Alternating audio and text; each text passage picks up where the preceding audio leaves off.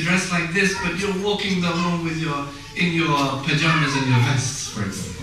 That's not a fair deal, is it? You don't bother to wear nicely anything or to buy any nice clothes, but you expect your wives to always dress up nicely for you in the home. No, it works both ways, right? The key to keeping this sense of softness and mercy in the house is this very essential step. داخل البيت أنسى هموم العمل وداخل الغرفة أنسى هموم البيت. Inside the house, forget the affairs of your work. And inside the bedroom, forget the affairs of the house. I mean, every abode has its own space. Every abode has its own timing. Every abode has its own significance. When you're at work, you're at work. You do not bring the hassle and the stress of your work inside. It's none of your wife's business. Your wife has no concern. Well, she may have, but no, she's not bound to care for the fact that your workmate said this to you and blah, blah, blah, and you had a tough day at work. Inside the house, we change. We leave the cares and the concerns of the work the moment we enter the house. And inside, and if there's a disturbance in the house with the kids or whatever, or the in-laws or the outlaws or whoever they may be, inside the bedroom, you leave the affairs of the house, right? Therefore, every space in a woman or in a woman's house or man's house has its own significance. And so therefore, because we have to cover the family generally, we can't dwell too long on the issue of marriage, but I hope inshallah that these few things, you may have found them helpful. Wives are also mothers, of course. They're also mothers, and we oftentimes forget them. We forget they are the ones who have pregnancy, and they have labor pains, and they give birth, and they are the ones Allah describes in the Quran. وَوَصَّيْنَا الْإِنسَانَ وَلَدَيْهِ حَمَلَتْهُ أُمُّهُ وَهْنًا عَلَى وَهْنٍ وَفِصَالُهُ عَامَيْنِ. Right? وَوَصَّيْنَا الْإِنسَانَ, Allah has enjoined upon man to be dutiful to his parents.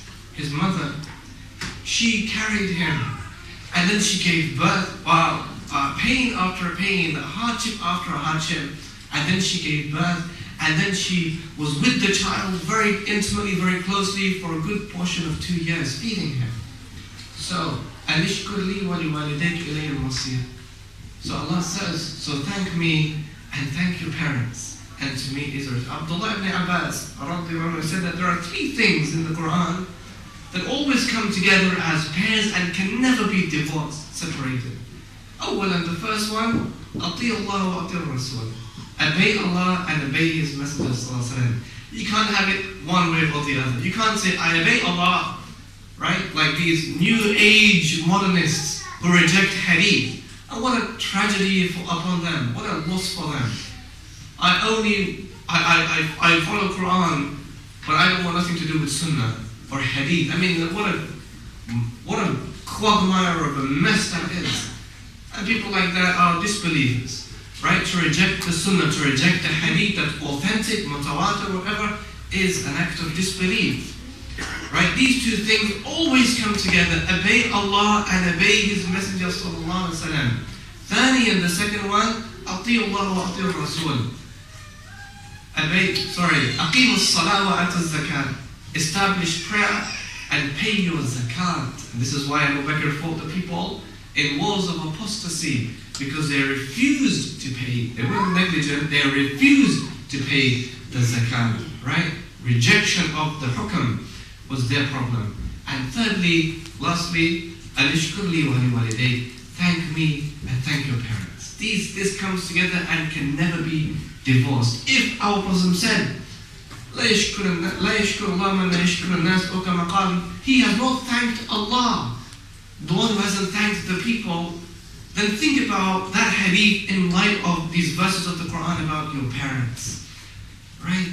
Your parents, the family of a Muslim is all inclusive, and it includes his parents to a very high and a very strong degree. When Allah in the Quran says about the questions people ask, يَسْأَلُونَكَ عَنِ الْأَهِلَّةِ يَسْأَلُونَكَ عَنِ الرُّوحِ. They ask you about the spirit, they ask you about the moon. In one verse Allah says, يَسْأَلُونَكَ مَاذَا يُنْفِقُونَ. They ask you, what should we spend our money on? قل ما أنفقتم من خير فللوالدين والأقربين واليتامى والمساكين ومن السبيل وما تفعلوا من خير فإن الله به عليم. Say, everything of good you spend is for who? Who is the first people that deserve our money? Allah says your parents. Your parents are the first people that deserve your money, my dear brothers and sisters. وَالْأَقْرَبِينَ, and then your near of kin. وَالْيَتَامَى وَالْمَسَاكِينَ, and the orphans and the poor and the wayfarers, the travelers, and everything of goodness you spend, Allah is aware of it. Does it mean that now you have some money and you've grown up a bit, that you can leave your mothers and your fathers on the side, on the fringes, just because you're kind of in charge of your own affairs? That is ghafla, that is delusion, that is ghamra, that is ghurur, that is delusion, my dear friends. Right? We have to use the trust that Allah gave us. Money, kindness for our parents.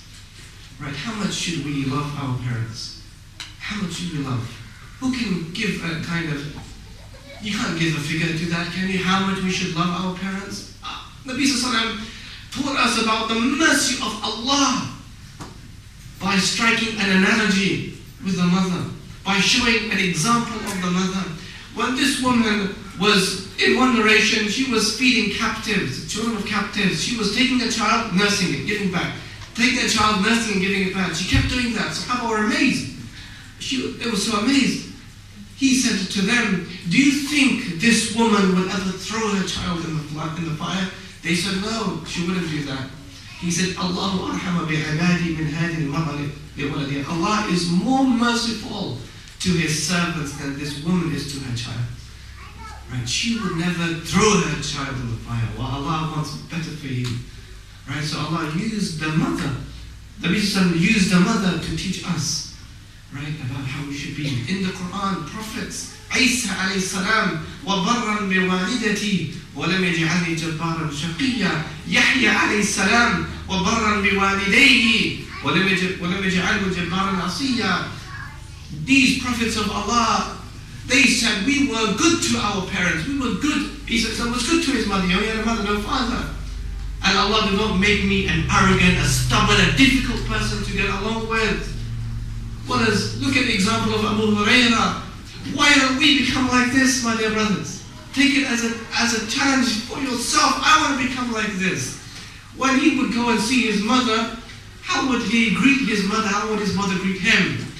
He would say, Assalamu alayki ya ummata, wa rahmatullahi wa barakatuhu, rahimakillah, kama rabbaytani saghira. Peace be upon you, my dear mother, and the mercy of Allah and His blessings. May Allah have mercy on you because of how you tended to me when I was young, when I was a baby, when I was a boy, an infant. And his mother would reply, وَعَلَيْكَ السَّلَامِ يَا بُنَيْ وَرَحْمَةُ اللَّهِ وَبَرَكَاتُهُ رَحِمَكَ اللَّهُ كَمَا بَرَّرْتَنِي كَبِيرًا. And peace of Allah and mercy and blessings be upon you. And may Allah have mercy on you because of how you're looking after me now that I've become old.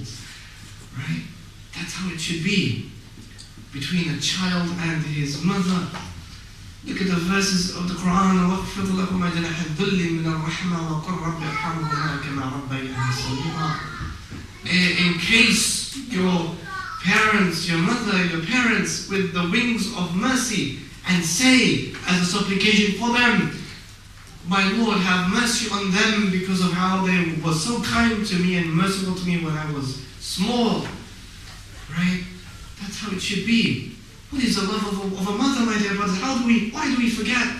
And a father, why do we forget?